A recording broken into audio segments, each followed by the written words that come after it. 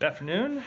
Matt, you want to start us off today? Oh, As every day? my gosh! I like getting when I see you working through your phone. I know that you're still thinking of your questions. So my Otter subscription appears to have run out. So I'm trying to figure out a way to record you. Would you like me to walk back and come out again in 5 minutes? Yeah, that might help. Let me find another way to record you. Okay. All right. There we go.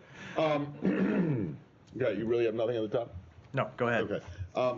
So I just want to go back to the president's comments the other day about indiscriminate bombing, and then reports that have been coming out since the weekend about U.S. assessments of what the Israelis are doing with U.S. supplied munitions. The State Department clearly has a stake in this whole thing as part of the rest of the administration. And I'm still finding it hard to understand how it is that you guys have not at least come to some kind of preliminary conclusion as to whether you think these weapons are being used in the correct way, or if there are questions about that. So it remains the case that we just have not made that type of assessment. We are monitoring, we are collecting information, as we do in every conflict around the world. We are engaged in conversations with the Israeli government about steps that they can take to minimize civilian harm, but that's not an assessment that we have made. Well, can I just ask, why not?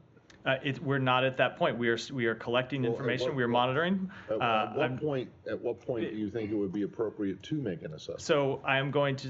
What I will say is, others have already. Of course they have. We have I think a responsibility to be careful and deliberate when we make those kind of assessments, and we're not at the point yet where we have been able to state that with any degree of certainty.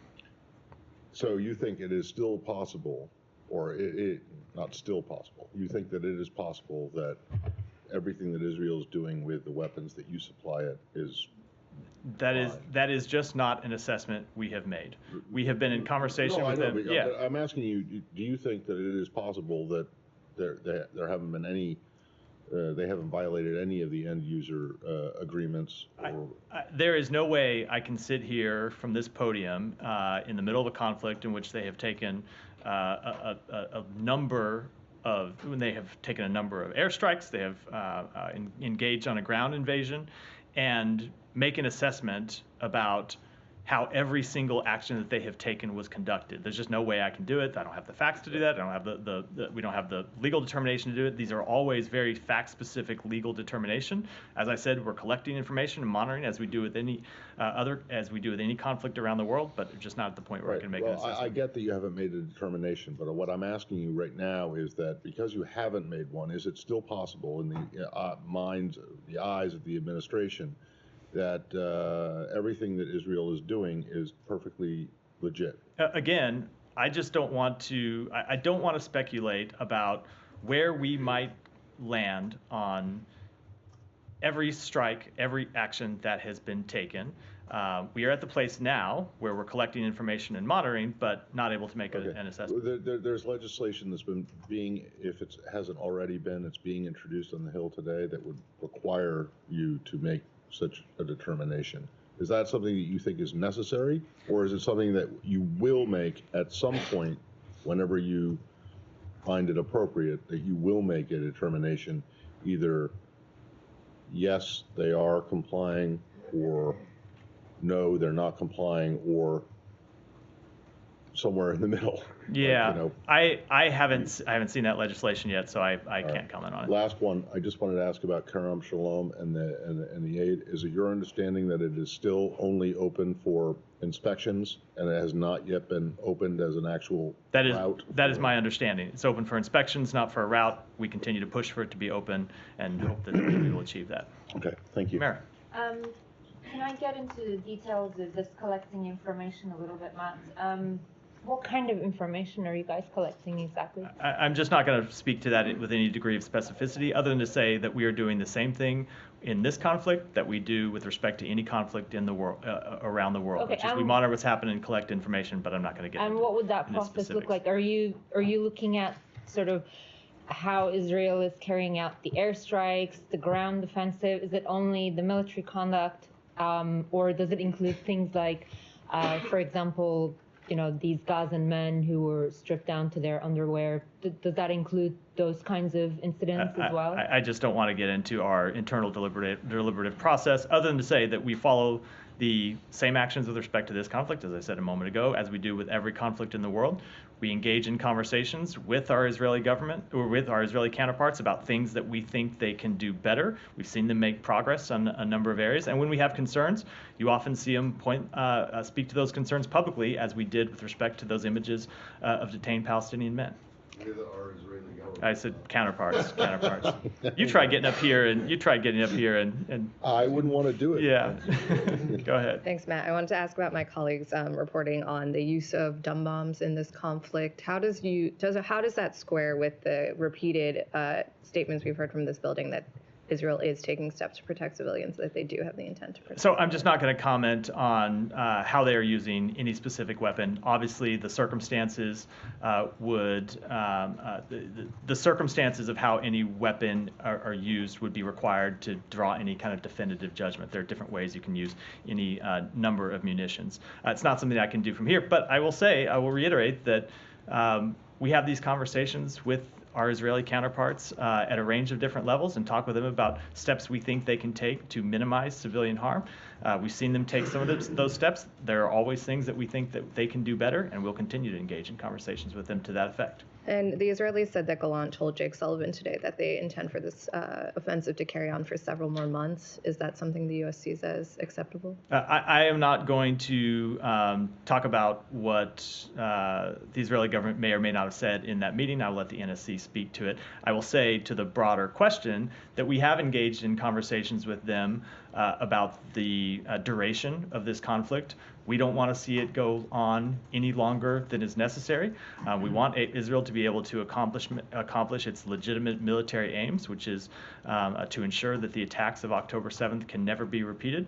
But beyond that, I will leave it to the NSC to talk about. Is it the U.S. assessment that it would be necessary for this to carry on for many more months? I am not going to make an assessment of how long it will take for them to accomplish their military objectives. That really is for them to speak to. But we do want to see, of course, the conflict or their military campaign executed in a way that minimizes civilian harm and allows humanitarian assistance to get in, humanitarian assistance to reach those who need it, and that, of course, is what we're discussing with them all the time. And last one, given the president's comments the other day about the waning support for Israel given this indiscriminate bombing, is the U.S. position that it would be tenable to support Israel at the same pace that you are right now for several more months?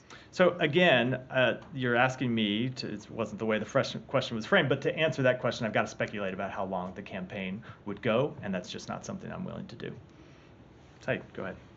Thank you, Matt. Just to follow up on Matt and Humaira's thing on the review that you're doing.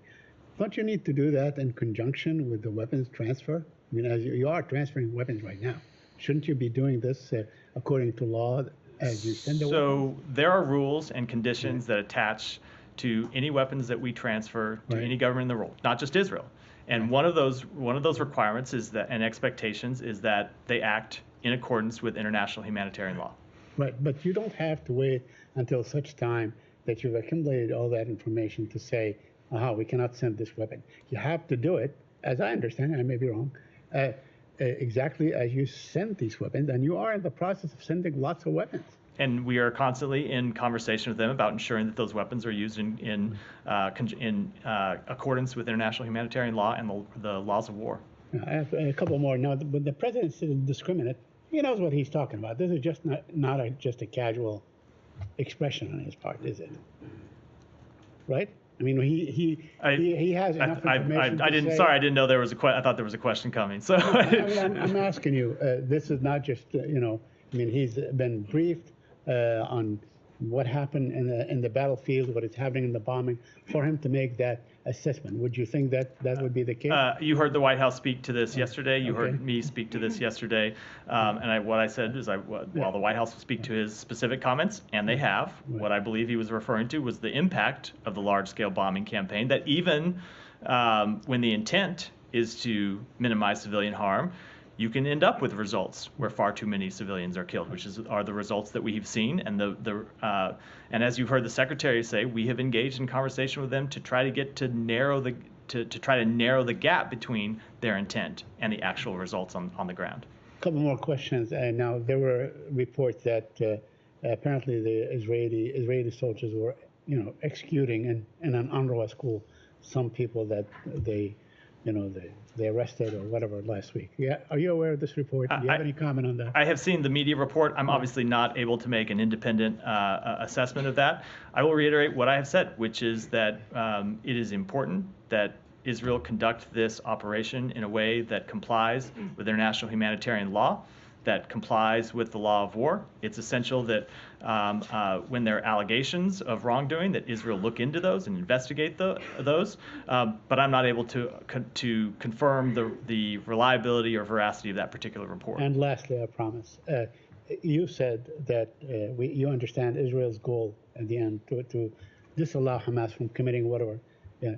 Do you believe that it is getting close to that goal? I mean, do you have any kind of do you envision a timetable that this is happening? Yeah. Sorry, I didn't mean to interrupt.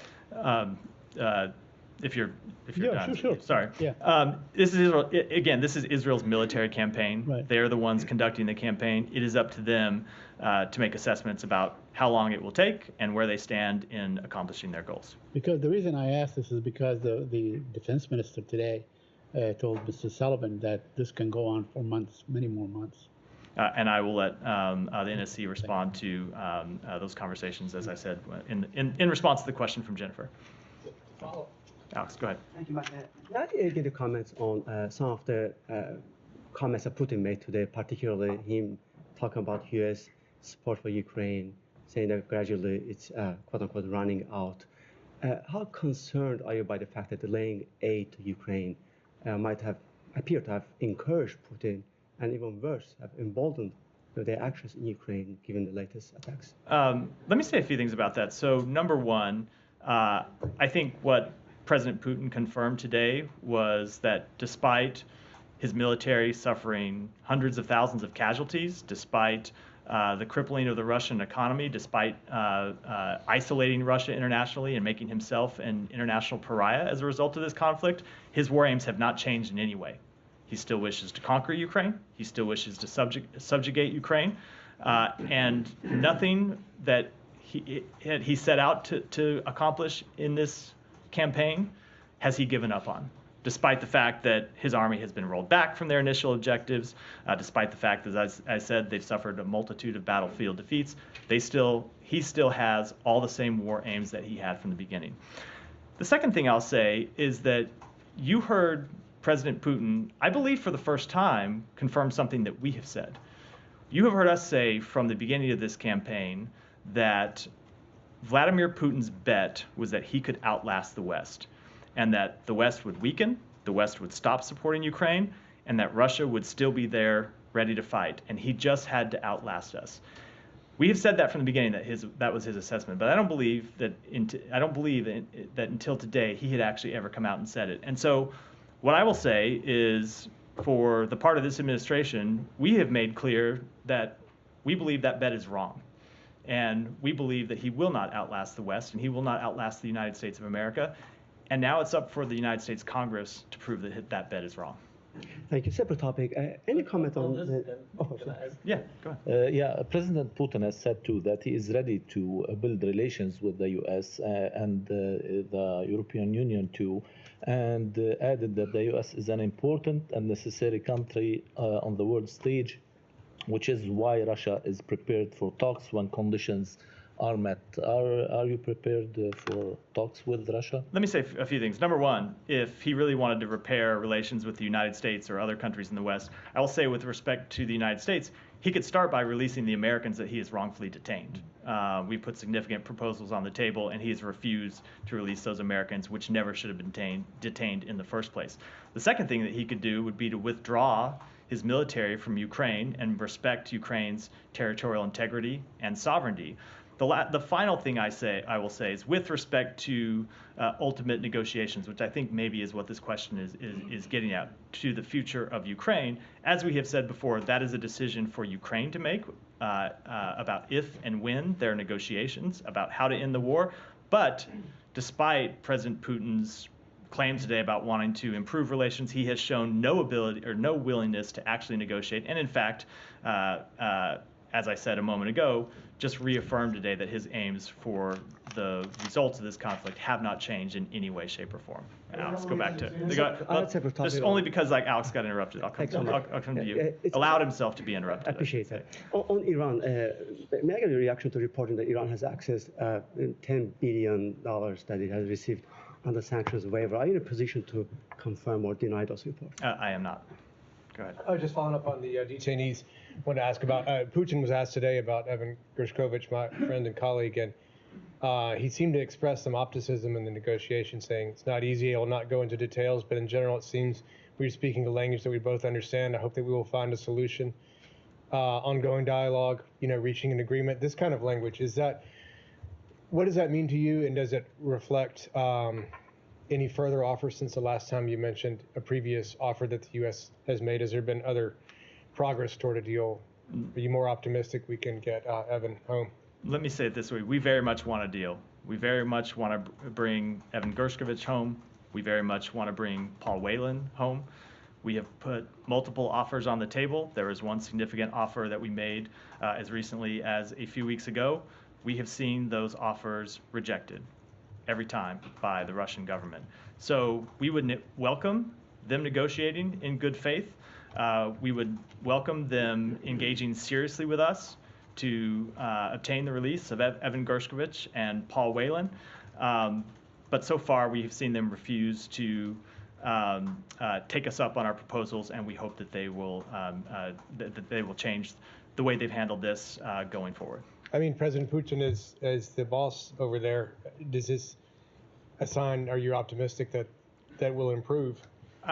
He said these comments. I am going to be very careful about how I speak about this, just because this is obviously a sensitive process. I don't want to say much more than I said already. But if Vladimir Putin is serious about this, all he has to do is look at the proposals that we have made to secure their release, which were significant proposals that were made in good faith, and I think show the willingness and the determination of the United States to bring both Paul and Evan home, as I said, come to the table and help us reach an agreement to actually bring them home. Go, Jenny. Thank you, Matt. On North Korea, recently North Korean Kim Jong-un announced that he would declare the North Korea to the world as a nuclear state. What is the U.S. plan B regarding resolving North Korea's nuclear programs? So we will continue to work with our partners in the region, our allies in the region. We will continue to make clear that our first option in this case is diplomacy, and that we want to pursue diplomacy with North Korea. As I've said before, we have seen those offers rejected by the North Korean government, but we will continue to make clear that diplomacy is our first option, but also that we stand strongly with our allies, North Korea and Japan. Go ahead. South Korea and Japan. Lord, that's the second time it's the last briefing of the week. You get a little tired. Yeah. South Korea and Japan, just for the record. Follow up again. Go ahead. Do you think it is possible? Thank you, Matt. Yeah. Do you think it is possible to lift economic sanctions against North Korea if North Korea freezes its existing nuclear weapons rather than abandoning its nuclear development program? Again, I don't want to comment about very hypothetical scenarios when they have shown no willingness to move in that direction at all. We are committed to the complete denuclearization of the Korean Peninsula, and we will continue to work to try to achieve that goal. Go ahead. UNESCO's Director General today asked for a full and transparent investigation to determine the circumstances behind the killing of Anadolu cameraman Muntazar El-Sawaf in Gaza. Does the U.S. support an independent investigation into the killing of journalists? So I will say that we have spoken with this. I'm not going to speak about that specific report because I don't know the circumstances in which that journalist was killed. I have said from this podium before, when we have seen reports of deaths of journalists in this conflict. We have engaged with the Israeli government. They have said that they would conduct an investigation. We think that's the appropriate step to take. But what would you say about an independent investigation? So I'm not going to. I don't know what independent investigation he's proposing or who he's proposing to conduct that investigation. So I wouldn't want to speak to it from here. But I will say we always support getting to the truth. If a journalist is killed, if a civilian is killed, and if appropriate, we support accountability.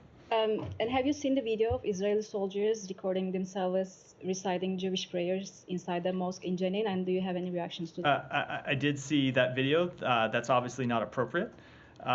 We were concerned when we saw the reports, but we have seen since that the IDF leadership has announced that the involved soldiers would be disciplined according to IDF codes of conduct, and we think that's an appropriate step for them Can I to also take. have just a quick one on Azerbaijan? Sure, of course. Turkish Foreign Minister. Alex is going to get angry if somebody else is taking his Azerbaijan question. Sorry, Alex. It's a Turkey-Azerbaijan related question. Turkish Foreign Minister Fidan was in Baku today, where he encouraged peace talks between Azerbaijan and Armenia. He also said that peace between Azerbaijan and Armenia will have a positive effect on normalization between Turkey and Armenia. How does the U.S. see Turkey's efforts for peace between Azerbaijan and Armenia, and was that discussed last week between Blinken and Fidan? So I will say that in all of our conversations, or all the conversations between Secretary Blinken and Foreign Minister Fidan, that is a topic that comes up for conversation, is part of the conversation. So I won't give a specific readout, but that is something that they regularly discuss when they either get together in person or when they talk on the phone. We welcome Turkey playing a productive role in resolving this conflict. We agree with what the foreign minister said, that peace is conflict and is possible, and we would support direct talks between the two parties to achieve that. Yeah, thank you, Matt. Today, the Iraqi government announced the results of their investigation about those who were responsible for attacking the U.S. embassy.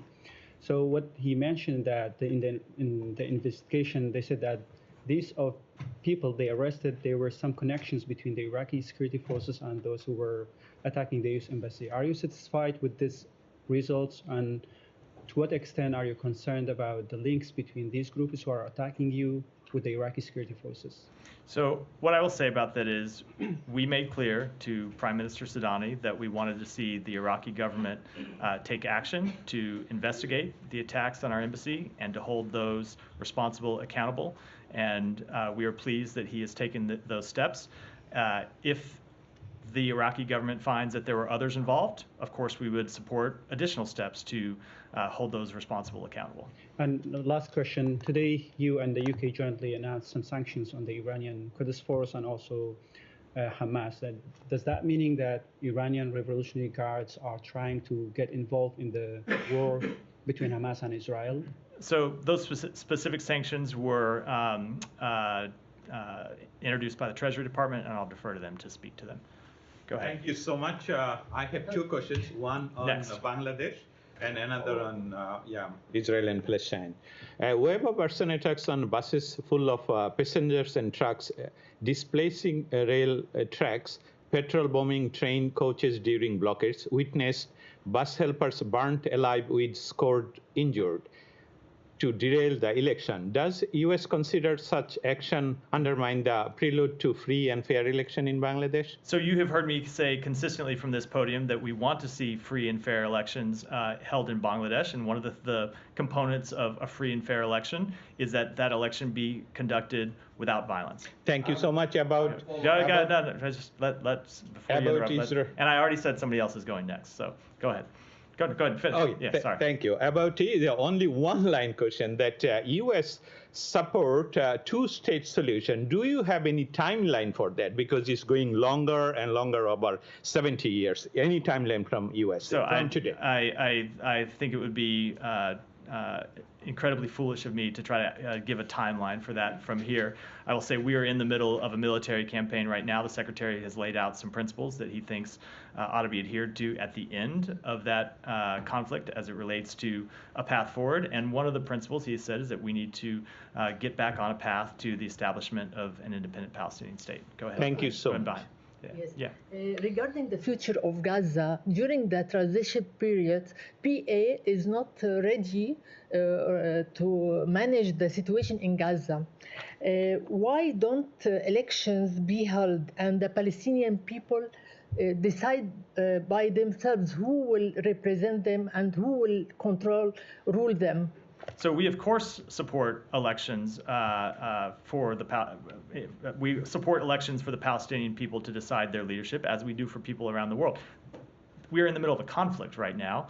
You obviously can't have elections in the middle of a conflict where people have a difficulty even moving around to get access to food and water and medicine, let alone exercise their right to vote. But of course, as part of a transition moving forward, we do support elections as we do everywhere in the world.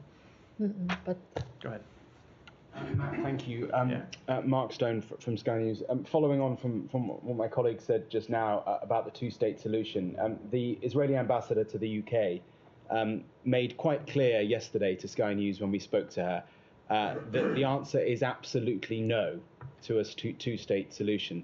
She echoed remarks the day before by, I think, the Israeli communications minister, who said, "We live here, this is our country, there will be no Palestinian state here.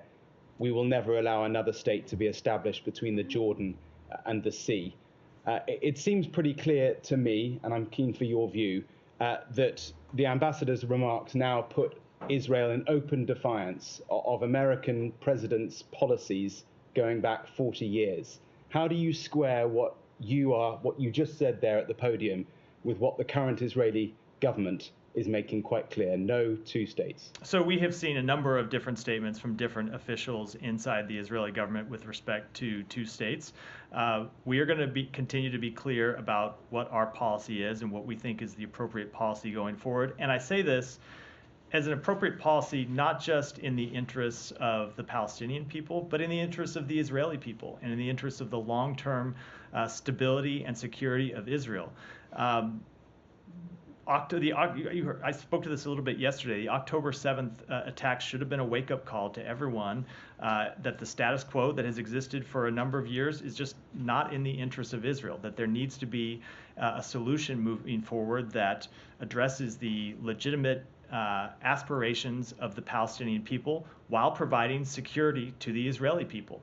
We think the best way to achieve that is the establishment of an independent Palestinian state. We have made that quite clear. We make that clear privately, we make that clear publicly, and it's something we'll continue to engage with the Israeli government about. If I may follow up briefly, the logical conclusion to what we're seeing unfold at the moment seems to be that you are backing Israel militarily with weapons, with funding, despite two starkly different endpoints. So I don't think you can draw that conclusion at this point.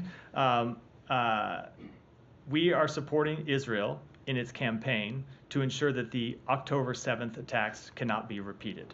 But that doesn't mean we don't have disagreements with them along the way. We're a sovereign country. They're a sovereign country. We don't see eye to eye on everything. There are very few countries, maybe no countries in the world, where we are in complete agreement with everything. One of the things that you have heard the president say is that we have a long-standing relationship with Israel where we are close friends. And as close friends, we can have very frank and candid and sometimes quite difficult conversations. And we will continue to do so about this subject and I'm sure a great many others. Yeah, Leon, go ahead. Yeah, I have a question on Hong Kong. The Hong Kong authorities and police have issued bounties up to £1 million, I think, against 5 activists, including one which I think has asylum here in the United States. What is your reaction to that? So we strongly condemn the egregious actions taken by Hong Kong authorities in announcing national security law changes and a new bounty list targeting democracy advocates overseas. That shows blatant disregard for international norms, for democracy and human rights. We deplore any attempt to apply the Beijing-imposed national security law extraterritorially and reiterate that Hong Kong authorities have no jurisdiction within United States borders, where the advocates for democracy and freedom will continue to enjoy their constitutionally guaranteed freedoms and rights. And we deplore any attempt to apply the national security law extraterritorially and will remain committed to defending the rights and freedoms of our citizens and call on the PRC to act in accordance with its international commitments and legal obligations. Can you just explain to us how you see these bounties, quote unquote bounties, as being different than the Rewards for Justice program? So I will say that the Reward for Justice program is not used to target democracy advocates and people that are advocating for democracy and exercising constitutionally protected rights. That is the ultimate difference. Well, but it is used for, in addition to wanted terrorists, it is used for people who you guys think have violated U.S. law for things, for alleged crimes that fall short of murder, like cyber hacking and things Correct. like that. So it's okay for the U.S. to apply its laws extraterrestrially or territorially. Now who's misspeaking? Exactly. It's okay for you guys to apply your law extraterritorially to, put out bounties, rewards for information leading to the arrest of these people, but it's not okay for other governments? So I will say that we use our full range of criminal justice programs, including rewards for the apprehension of individuals who have violated our law, in keeping with what are long-standing recognized crimes, not for what we believe are fundamental human rights: freedom of speech, freedom of expression, supporting democracy. Go ahead. I'll come to you next, Michelle and Alex. Go ahead. How's the situation with Sweden, Matt? Because there are reports that the Foreign Minister of Turkey told Secretary Blinken last Friday that Turkey is not ready to approve the membership of Sweden to NATO.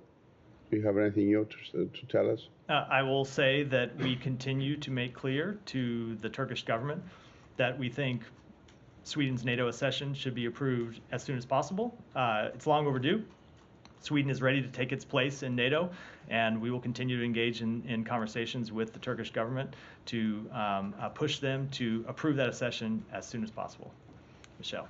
Yeah, are you talking to the Lebanese and the Israeli governments regarding the situation on the border, and what's your assessment of the situation there? So we do continue to make clear to not just to those two governments, but of course everyone in the region, that one of our top priorities moving forward is to keep this conflict from expanding, including from expanding to the north of Israel. That is one of our top priorities. You've heard the Secretary talk about this in the past.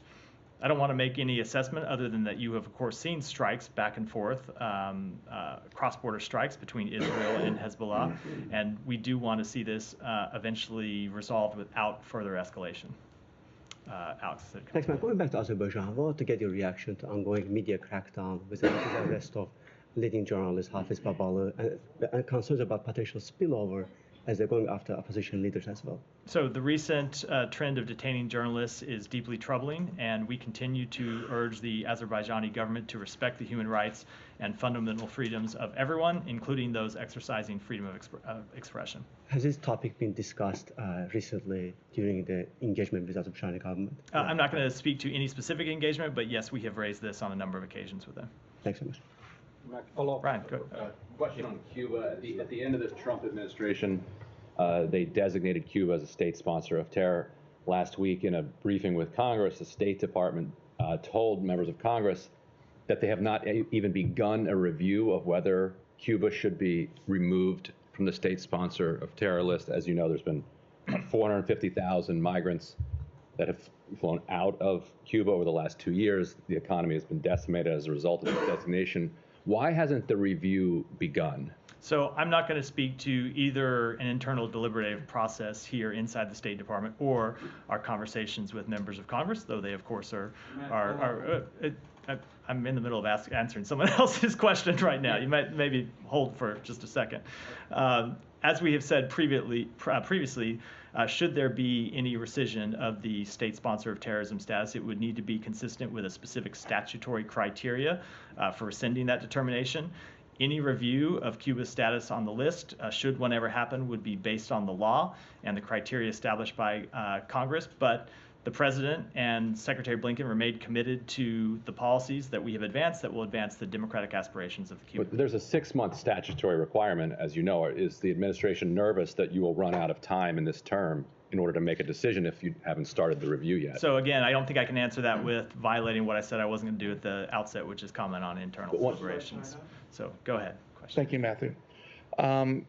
In a congressional hearing yesterday, multiple victims shared about violence they experienced during the APEC summit in San Francisco, believed to be orchestrated by agents of the CCP. One person had bruises and cuts around his eyes and lips. How concerned is the U.S.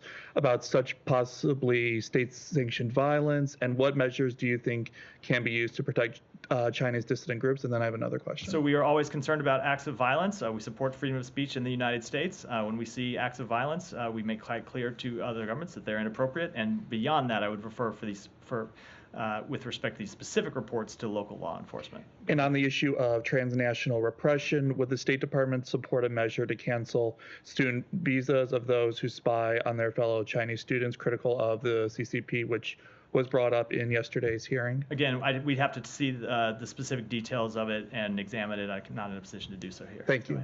Thank you. Hungarian Foreign Minister Peter Szijjártó recently said that during their meetings in Brussels, NATO foreign ministers admitted that Ukraine's counteroffensive had failed. Do you share this view? No, we do not. And I was at those meetings of the foreign ministers in Brussels, and what I heard, and you heard some of them say this publicly when they came out and talked, was an assessment that Ukraine has continued to achieve successes in the battlefield. Those successes include wiping out a great deal of Russia's Black Sea fleet and reopening a channel for grain to be exported from Ukraine, something that the Russian government had tried very hard to block. So no, I do not share that assessment. One more? Yeah, one more, go ahead. And you just said that Russian economy is crippling because of the sanctions and so on and so on. And at the same time, Bloomberg recently reported that Russia will end this year with a surplus of 75 billion, while the United States economy will add 2 trillion in deficit. Do you really believe that Russian economy is crippling now? So that is not the only way to judge the relative health of the economy, and I think you look at the relative health of our economy and Russia's. I will, my colleagues at the Treasury Department should really speak to that, but I think it's not a comparison the Russian government would like. And yes, we have seen the Russian government or the Russian economy crippled across a number of different sectors as a result of the sanctions and the export controls that we have imposed. Does that mean that we don't? Does that mean that it's time to step back and abandon Ukraine because they're ready to move forward on their own? No, it means we need to stay the course and continue to supporting them, because despite the effect that our sanctions and export controls have had on the Russian economy, President Putin has chosen that he will continue to use everything at his disposal to fund the Russian war machine. Will continue to send Russian soldiers to their deaths, their tragic deaths in Ukraine. And so it means, from our perspective, that we need to stay committed, and we hope the United States Congress will be there. Go ahead. The European Union Council President announced that the EU has agreed to open accession negotiations with Ukraine and Moldova. Can you give us your reaction to that? So I'm not going to comment specifically because that is a decision for the EU and its member states to make, but we do broadly support countries in Ukraine and other countries' European aspirations. And I think we'll end there. Thanks, everyone. You have one more. Yeah. This is far afield on Cambodia. Yesterday, a bunch of senators and members and House members sent a letter to the Secretary about political prisoners in Cambodia, and in particular raised the case of Terry Seng, who I've asked about in here before. Has there been any progress made on whether she will be declared wrongfully detained? There has not. So still a case that's under review. Okay. But we do continue to urge her release. And then in the meantime, do you have any specific reaction to this letter that was sent about, which included not just her but others? No, I've seen the reports of it, but I haven't reviewed it in detail or discussed it with anyone. Thank you. Thanks, everyone. Thank you.